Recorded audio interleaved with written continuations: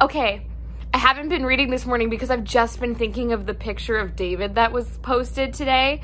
I'll put it here for you. You guys. He looks so good. He looks so good. I would like to thank the Shadow and Bone casting directors for giving us hot David. Hi, welcome back to Kitty Can't Read. I'm Katie, I Can Read, and today we are back with another reading vlog. In this reading vlog, we will be reading the final two books in the GRISHAVERSE, King of Scars, and when I get my grubby little goblin hands on it, Rule of Wolves. Hi friends, it's me from the future. Hi, I know that past me said that we will be doing both King of Scars and Rule of Wolves, but we're not doing that anymore. I have cut the entire King of Scars section out because it was all too long and I didn't want to post an hour-long vlog. It just didn't feel right for me. So King of Scars is gone, but I am gonna give you a little montage right now of my personal favorite little clips from that, because some of them haven't aged very well. And I feel like if you're watching this, you'll know. Also, I didn't say earlier, but huge spoiler warning. I will be spoiling this entire book. So, keep that in mind. Cue the montage, please. David! David's here! And he's doing great! I love David. The only man ever. David's here. I love David. Best boy ever. I want Jenny and David to slap some adoption papers on the table and sign my life into theirs. The flowers that the other crows put on his body. I'm angry with a Miss Leigh Bardugo for telling me that David and Jenny got married in one line. I deserve a wedding. It looks so good.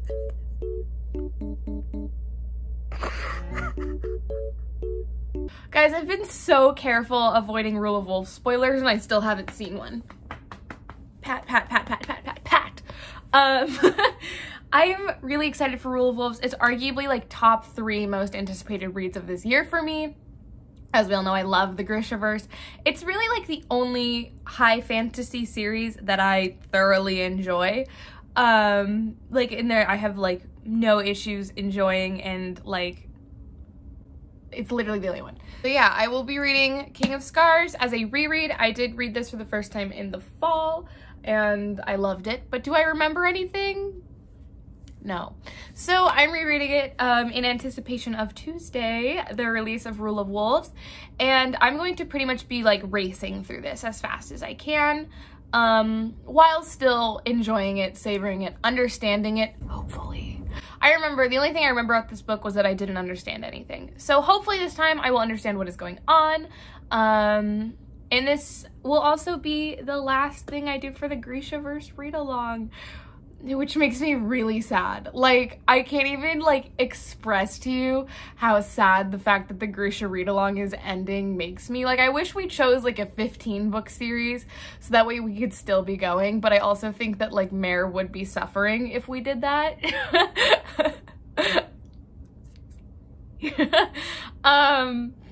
But like, I've loved hosting the Grisha read-along. I've had a blast. I've made some really good friends and I've gotten closer with friends I already had, and getting to hang out with the Grisha gals on reading sprints and in our live shows and in our group chat has just been like truly the most fun I've ever had.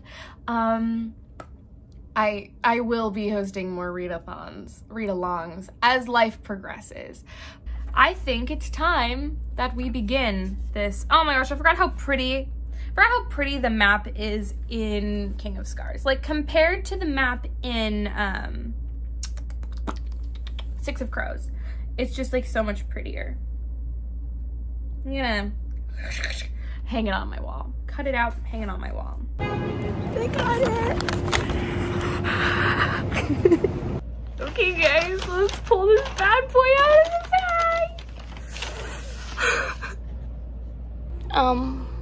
I'm so stressed out. I'm stressed about this. There better be a wedding. There better be a wedding. There better be a wedding.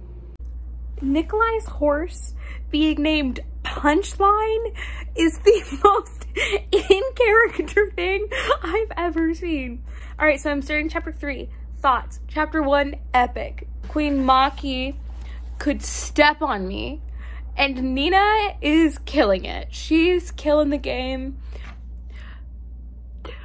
Someone saw through Nina's tailoring. Oh no! Oh no! That's the best chapter transition I've ever read. Okay, so the last line of chapter 5 is, she knew exactly who to blame for this. Damn Nina Zenik. Chapter 6, bless Nina Zenik, Nikolai murmured.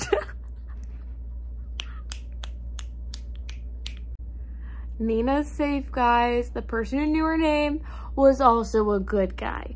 Also, Hannah, I need to look up how to say her name. But Nina's friend, totally in love with her. Okay, so I'm like 8 chapters into Rule of Wolves, and I'm loving this book. Like, I'm loving it way more than I've liked King of Scars either time I've read it. Because King of Scars was 500 pages of setup for this. Like, this is fast paced, this is exciting, there's tension, there's yearning, oh, it's great. She brushed the hair back from his face, placed a kiss on his forehead. I would stay forever if I could, she whispered. He wouldn't remember anyway. I'm living for this. Leigh Bardugo decided to use one of my favorite tropes, which is main character in pain, love interest, stays with them, and they do the whole don't go, I'd stay sort of thing, and I'm literally emotional. And I just saw David and Jenny are on the next page. I can't do this. I can't do this. I can't do this. Also, I'm 112 pages in, and this is the first time David and Jenny have been on the page. Leigh Bardugo, you will be speaking to my lawyer. Hey guys, I'm having an emotional breakdown about Jenny and David, and I just need, help. Okay, so far throughout this book, there has been a recurring theme of Zoya tying her hair back in a ribbon and Nikolai noticing it and hating it. And I swear to God, if in a later chapter of this book, he undoes her hair ribbon in a romantic sort of scene, I am going to go absolutely feral, like screaming. I'll check back in with you if that happens. Page 121. Nikolai leaned against the wall.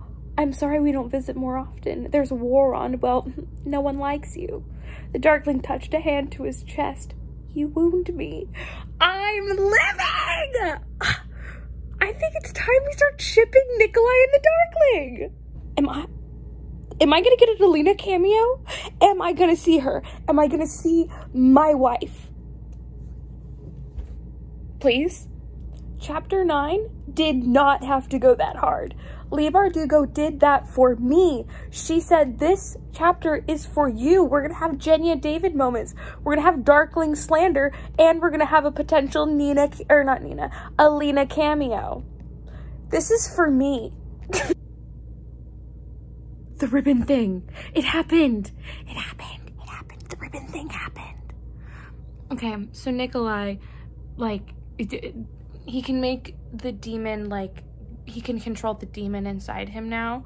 And anyway, as he is the demon, he goes up to Zoya. Demon Nikolai goes up to Zoya and pulls the ribbon from her hair. Jenny and David are being domestic. I love it. I love it here. Here is where I love it. Him. The softest Jenny and David scene ever. Ever. The softest Jenny and David scene. I can't do it. I cannot handle this. Leigh Bardugo gave me reasons to live. David. Alina. And OnCat. Mal's here too. I want this scene. of Mal, Alina, and Misha telling off the Darkling tattooed on my face, like right here. Shout out to Mal. I love Mal. David. He is being so soft.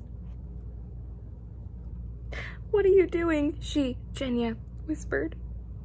Studying something beautiful.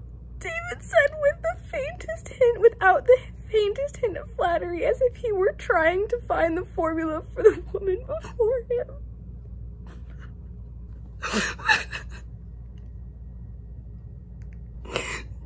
David and Jenya are getting a real Rovkin wedding. They're reading their wedding vows. This is all I've ever wanted. Thank you, leigh bardugo. Guys, this book is for me. I'm going to bed now. That was the happiest day of my life. I'm a wreck. I don't know if you guys know this about me. Well, you know that I literally love Jenya and David more than anything. But specifically that after I read King of Scars for the first time, I immediately went to, and I found out they got married and I wasn't invited. I immediately went to AO3 and was like, Jenya David wedding fix. And when there were none, I wrote 5. They aren't public anywhere. They're just for my Google Drive. I wrote 5 different iterations of their wedding. And this was better than all of them. So I would like to say thank you to leigh bardugo. If you're watching this, thank you. On a personal level, thank you so much. I am now going to cry myself to sleep. That was the best thing I've ever read, and that was written for me. I have not read since 1 o'clock this morning. It's been about 12 hours, but I just, like an hour ago, started crying again about chapter 15, Jenya and David's wedding. And I am this close to about crying again. I just keep thinking about it. I keep thinking about it, and then I just start to break down a little bit. Guys, if anything bad happens to either of them, I'm never gonna pick up another Grisha book again. Like, ever. If something bad happens to either of them, leigh bardugo will be hearing from my lawyers. I'm so sorry that this vlog has just turned into me fangirling about this stupid wedding scene, but I have a question that we need to discuss.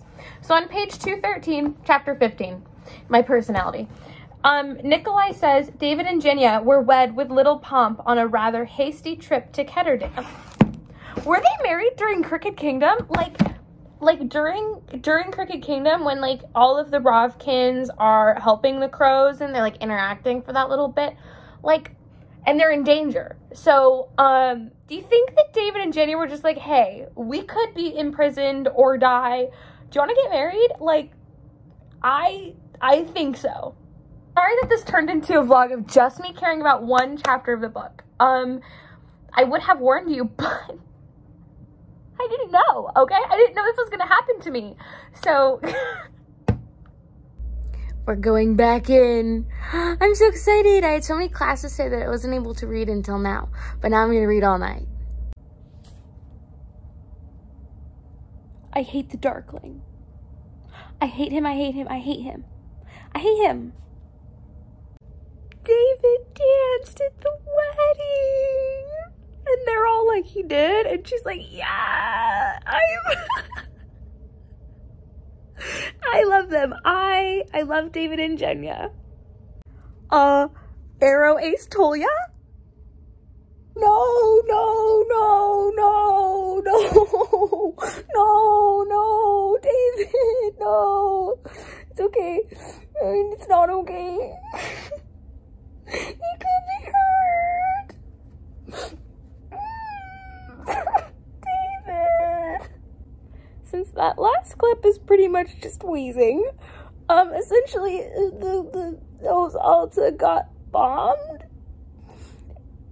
on the day of Jenya and David's wedding, and now Jenya can't find David in the wreckage, and I'm in pain. There's so much dread and stress in my soul right now about David, I literally cannot turn the page. I am just staring at it and I'm so stressed out. Guys. If he's not just in that like off-site, can't remember the term, the off-site lab that's at the Count's house, and he's perfectly safe and happy and in one piece, then I'm gonna be very upset. If he is dead or injured or missing forever, I'm never gonna feel happiness again. Like, I feel like all the serotonin in me is gone. It's just gone, all of it. I got all the serotonin from their wedding and now I lost it all. So, leigh Bardugo, my lawyers will be in contact. Okay, I made some hot chocolate. Maybe I'll be okay. It's been about a half hour. I'm stressed. I'm very stressed, but I feel like I have to keep going because I don't want anyone to spoil it for me. So I'm just gonna spoil it for myself by reading the book. If David's not okay, I'm not okay. I will never read another Grisha book if David does not make it out of this one alive. I'm just saying, it's like it's my hard line. No.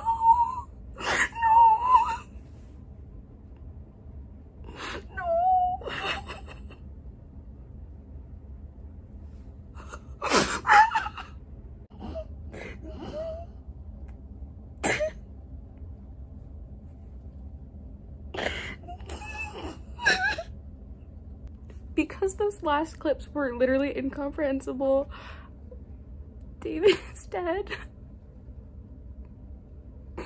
And I can't do this.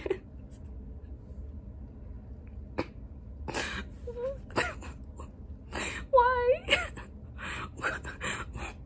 Leigh Bardugo, why? Why would you do this to me? He was the best.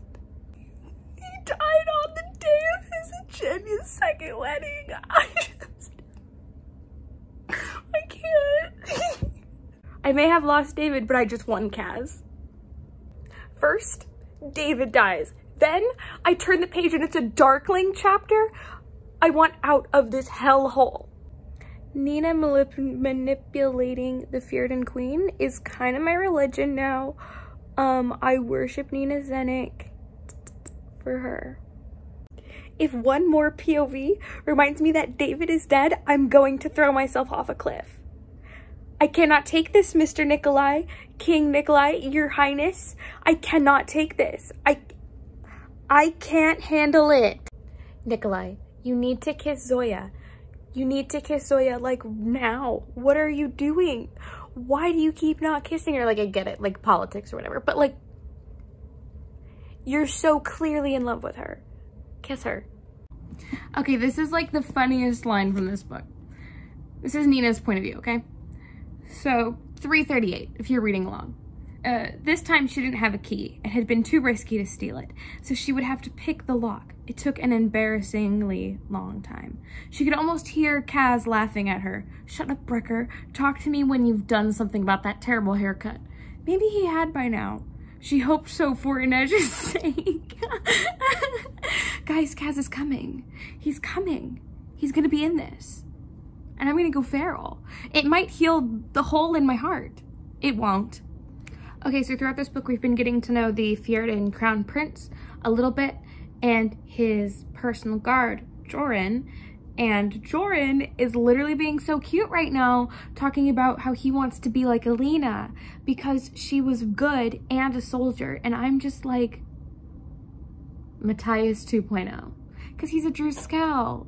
He's a Druskell and he wants to be good. He's Matthias too.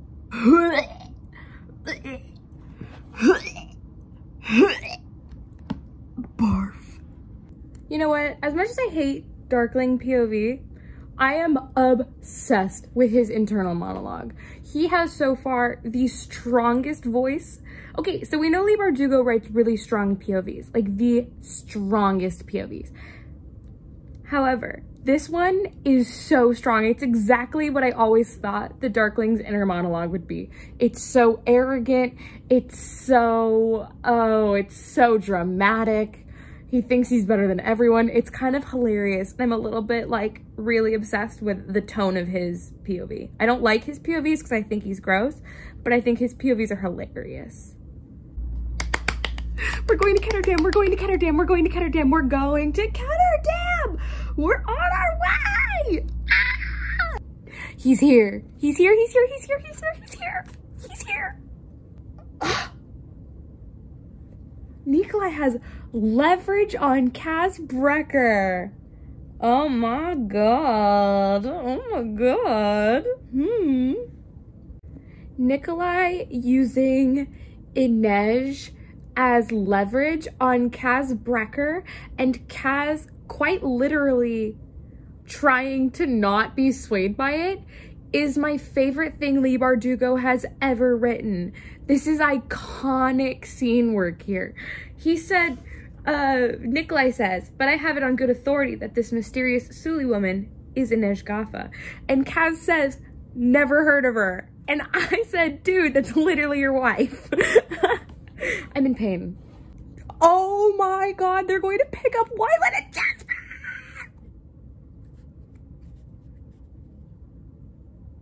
I'm not supposed to let you in, Jasper said. Brecker seemed unperturbed. Why not? Because every time I do, you ask me to break the law. A voice from behind Jasper said, the problem isn't that he asks, it's that you always say yes.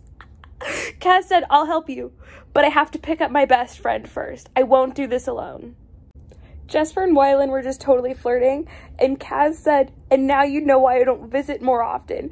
Sir, you set them up. You set them up. This is your fault. Not Zoya literally saying that David would have loved being around Wylan because they spoke the same nerdy language. I'm unstable. I was healing with this chapter, and now I am not. I'm back in the grave, heart still broken. The Suli never forget their own, General Nazielensky, just like crows.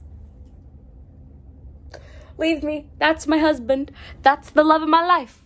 I say it again. I'm in love with him. Oh no! Oh no! Oh no! Joran killed Matthias. And Nina just found out. I'm so...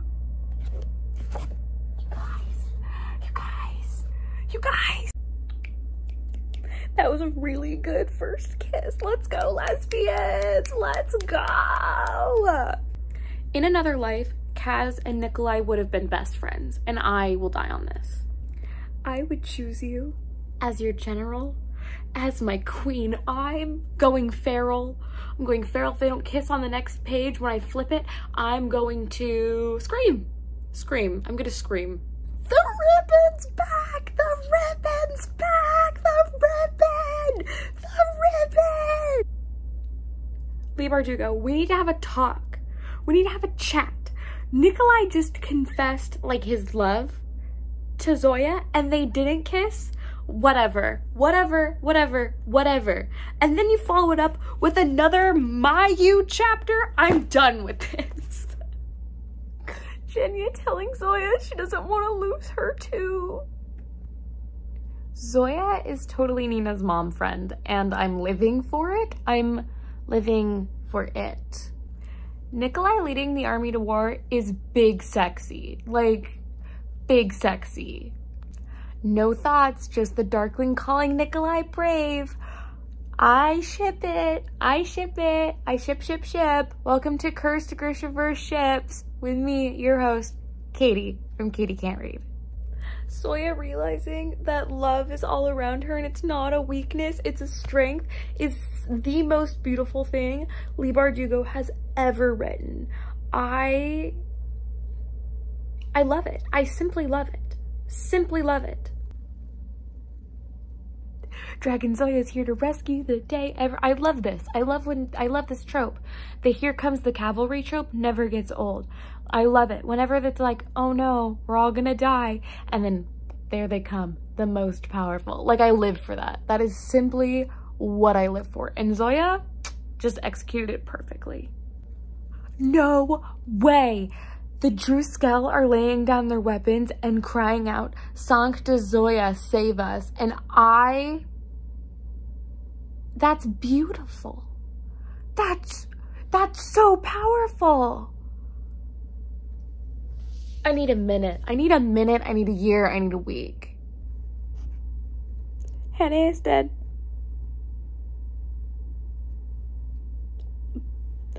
I did not see that coming. Although I don't believe it yet. I think she could come back.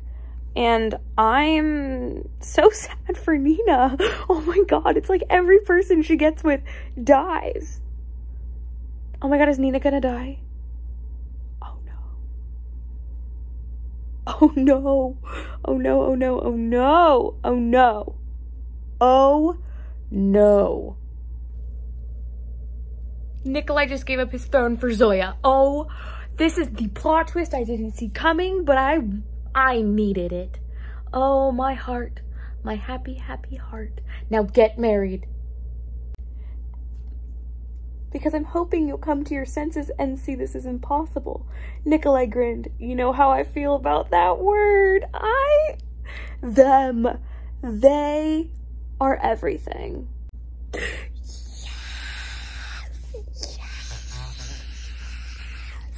Yes! Yes! Oh, thank you. Thank you, Leigh Bardugo. It took so long, but it was so worth it. Oh, thank God Hannah is not dead. Oh, she faked her death. Thank God. I knew it. But like, you know, when you're like, I'm a little stressed, Leigh Bardugo would definitely pull this, but thank God. Zoya and Nikolai are way cuter together than we could have ever thought they would be. I know we had cannoned and we knew they would be cute together, but them actually together, cutest thing ever. Official second best GRISHAVERSE couple. I miss you, David. Inej, I missed you so much.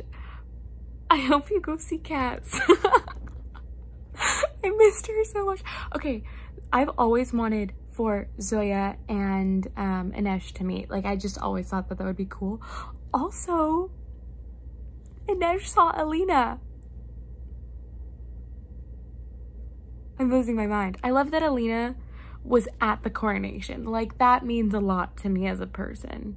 Just deeply in my soul.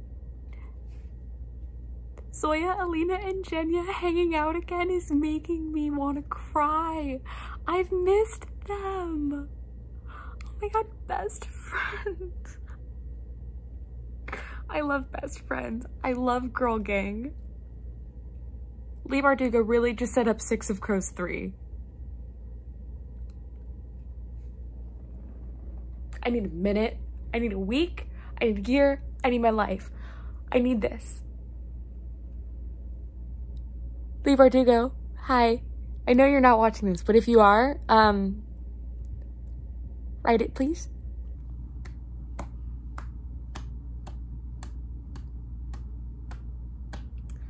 What a terrific ending line. Oh my god. Oh my god. Oh my god. Yeah, so I finished it. I've never felt more emotions while reading a book, and I will tell you all of my thoughts tomorrow because it is 1:45 in the morning and that is way beyond my bedtime, but this was rough, guys. This was rough, but I loved it. I think at the end of the day, I loved it. Whatever, we'll talk tomorrow. Okay, so I said I was going to film this wrap-up review moment in the morning, but I'm laying in bed and I cannot stop thinking about what I want to say. So I just want to say stuff. I'm gonna do this now. So it is 2 o'clock in the morning. So if everything doesn't come out right, I'm sorry. Just ask me in the comments. Ask me in the DMs. I'm very happy to word this out for you. I loved this book. Overall, it's a toss-up between giving it 4.5 and 5 stars. I want to give it 5 stars because, as I've said many times, my rating system is very broken, and I pretty much just rate books based on how they make me feel. And if a book gives me a lot of feelings, like Rule of Wolves did, then it's pretty much an automatic 5-star for me. However, I have about 4 really big criticisms of this book that make me so violently angry toward it that it's really hard for me to give it 5 stars. Let me grab my book really fast so I can hold it up. Okay, so I'm gonna give you 5 things I really loved before I dive into my couple really big criticisms. So the first thing I loved, and it's probably the shining moment of this book for me, is chapter 15. I know we talked a lot about it when I was reading it and I was sobbing over it, but that chapter I think will just always mean something to me. I think it's a beautiful chapter. Getting to watch Ginny and David get married, and for it to just be like this big red herring of, we think it's a royal wedding and it's not. It's the wedding of my 2 favorite characters. That meant a lot to me. That scene was beautiful, and I'm very glad that when I started this book and I read till that point and then went to bed, that I did not keep going, because then I had this whole day to be living in this joy before I was devastated. The second thing I really loved was I adored the cameos. I thought every cameo was well earned, and I thought every cameo made sense.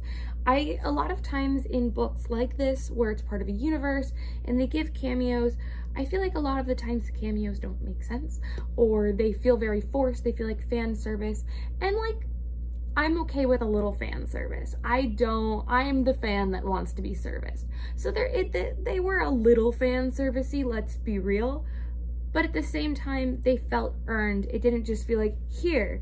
It felt like, oh, this actually makes sense for the plot, and it makes sense. I specifically loved the Alina, Mal, Misha, and Oncat cameo.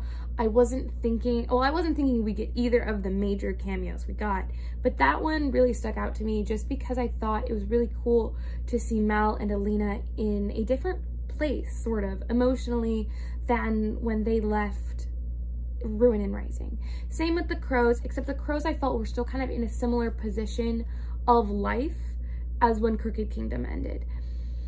You know, like, with a few notable exceptions. And I thought the Inej cameo at the end was really cool, although that one felt like fan service to me, but I was the fan that was being serviced, so I was like, fine. What else did I love? I liked the Darkling's ending, and I also liked the Darkling POVs throughout. I thought his POVs were really interesting and well written, and he had the strongest voice out of any Leigh Bardugo POV I've read in a long time. Sometimes I just feel like some of her POVs are really weak, and so when there's one that's just so strong, I'm like, oh, that's why I love her writing. I loved how fast-paced this book was. I always feel like Leigh Bardugo books move very slow, which I don't personally mind, but being able to read a Leigh Bardugo book that moves fast, and I was able to read a 600-page book in 2 days, as opposed to a barely 500-page book in 6 days like it took me for King of Scars. Like, I love that. And I think the final thing I'm gonna talk about is Zoya Leigh. I thought that was such a well-earned pairing for them, and I thought that Zoya and Nikolai's ending in general was really well-earned. I thought it was very, it made sense. Once it wasn't something I was predicting at all. I had no idea it was coming, but once Nikolai surrendered the throne to Zoya, it just made sense. Like, everything about their characters clicked. As much as I love Nikolai being the king, Zoya is a natural born leader, and as much as, like, it makes sense. They were already playing the roles that they ended up absorbing at the beginning of King of Scars. So that worked out great. Now let's talk about the things I didn't like. There's really 3 things I think that I didn't like. The first one is probably the one I'm going to talk about the most, and that is David. I want to say this first and foremost, that this rant is not entirely coming out of my bias for him as a character. I mean, yes, we know that I love David, and I have loved David since literally forever. If you've been around this channel, if you've been on my Twitter at all, if you've seen my TikToks, you know that me loving David is not a new thing. This is not something that is something I've been making up. This is real. This is something I've, you know, been doing. I've loved David since forever. Now, my issue with David's death is that it felt unearned, and it felt pointless, careless, and like it was just for shock. And I feel like a lot of people agree with me. And the fact of the matter is, she spent the whole first 100 pages that he was in really hyping up Genya and David romantic moments, just domestic moments, letting them be very coupley, reminding us that they are perfect for each other. And my issue is that she hyped all this romance up, gave them a second wedding on page, just so that way when she killed him 3 chapters later, it hurt more. And I don't appreciate it. Like, as a reader, I want deaths to make sense. If it's fictional, make it make sense. Do you know what I mean? And I don't want to hear someone being like, oh, he died because it's a war and people die carelessly in war. When only one main character dies in a book, that's a stupid ass reason to have killed a character. The only way that reasoning works for me is if it's a significant number of characters that die. Only one major named character died in this book. That's not a, oh, war kills people. No, if you're gonna say war kills people, 3 or 4 people minimum better die, not one. It doesn't sit right with me. It doesn't sit right with me. It makes me very angry, and I don't appreciate it. There's no reason David needed to die. I actually think him living would have made the book better. There could have been better moments of conflict between, should we make these weapons when he's making them? I just think that he could have done so much more in the second half of the book for the plot, for everything. And I felt like it was almost like he was killed because she had too many characters to worry about. And she was like, well, I gotta kill one of them because I can't take care of them all. And that's a lot. That's not something I appreciate. And I think that it could have been easier. And like, Genya and David were always a sideline couple. And that was something I was totally fine with.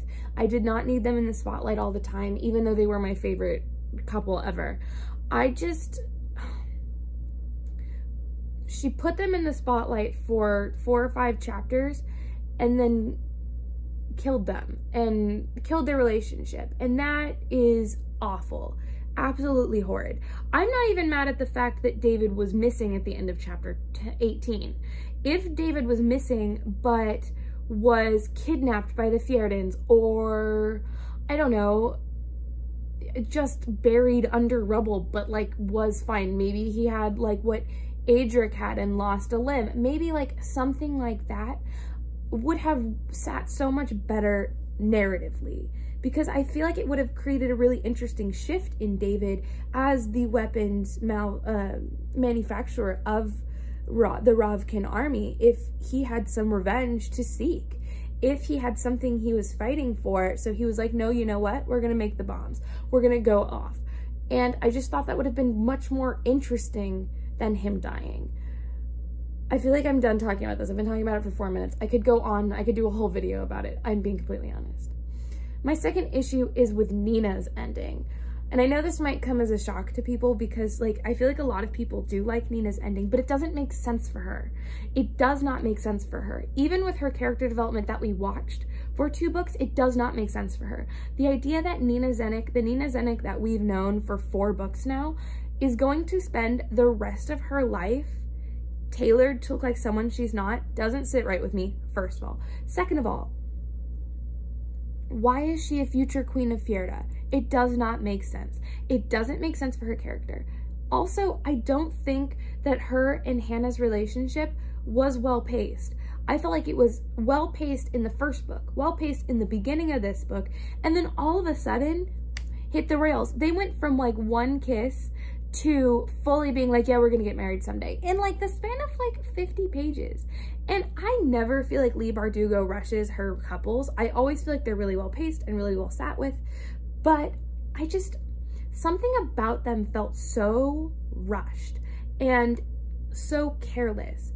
And I almost feel like it was Leigh Bardugo feeling like she had to create this sapphic relationship that ended in, you know, like them taking over the world because she couldn't, like, because she would get in trouble for not having it. When I think just putting them together at a smaller scale and leaving them a little bit more ambiguous would have served the same purpose, if not a better purpose. And my third and final critique for this book is there were too many points of view. I had the same issue with King of Scars. There are just too many points of view for my brain. When the issue with this is, so it's not with the fact that there were 5 points of view. 5 points of view has worked really well in the past for her stories. Six of Crows and Crooked Kingdom both have 5 or more points of view. But the issue is, all of those 2 books, all of the characters are on the same path. They're following the exact same plot. And yeah, they have little diversions, and that's where the point of views become helpful, is because they all have different scenes and stories that they're going on. However, when you're having 5 points of view, but 4 plot lines, it's a lot. It's a lot. And so the fact that there were only 2 characters, 2 points of view that had the same plot, and it was Zoya and Nikolai, it was just like really weird. It was really weird. And like Zoya, Nikolai, and maybe Nina having 2 points of view, like that's fine, 2 plot lines. But then you have the Mayu plot line, which I could have done without, being completely honest. I could have gone. And then the Darkling point of view. The Darkling point of view I found interesting, but I also found not helpful. I didn't feel like it pushed anywhere. I didn't feel like anything was earned from it. I just felt like it was her being like, I want to write the Darkling, which is fine. That's fine. But for me, I found it confusing. And I especially found it frustrating when I would read a really cool chapter in Nikolai, Zoya, or Nina's point of view, and then I turned the page and it was Mayu's point of view, and it was uninspired plotline with characters I didn't care about, and the voice of Mayu was not strong. So it just like, it felt really lackluster to go from these powerful points of view of characters that have really interesting storylines and really interesting personalities to a plotline and a character that honestly had nothing that I cared about in it. Except Tamar. She was like, oh, we gotta send Tamar because then people will care. Like, oh my God. I don't know. Those are my 3 big issues with the book. I have a few like other small issues, but I can't remember off the top of my head right now. But I loved this book. Please don't mishear me. I loved this book, but those were my main issues. I guess this is it. Thank you for watching this vlog. I know there was a lot of crying. You'll never see it again. I had a lot of fun filming this. I had a lot of fun reading this. I hope that translated. Thank you so much for watching. Please make sure to like, subscribe, comment below. And if you're gonna comment spoilers, please like be sensitive about it. Put some bold around it, you know? Warn people before you spoil things. Even though I've been spoiling things for the last probably hour by the time that this vlog is done being edited. Too much footage. Anyway, thank you for watching. I will see you in the next chapter. Rest in peace, David.